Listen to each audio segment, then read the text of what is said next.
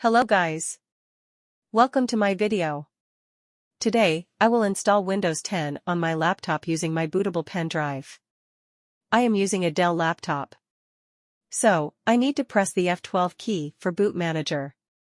You can search for your boot manager according to your laptop on the internet. I will select my bootable pen drive in order to install Windows. The Windows setup screen appears. Click Next.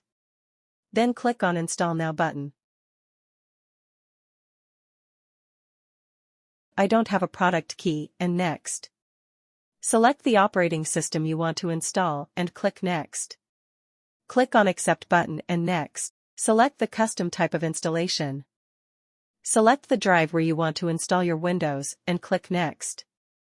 Now, sit back and relax. The system will automatically restart and you can remove your pen drive. Thanks for watching.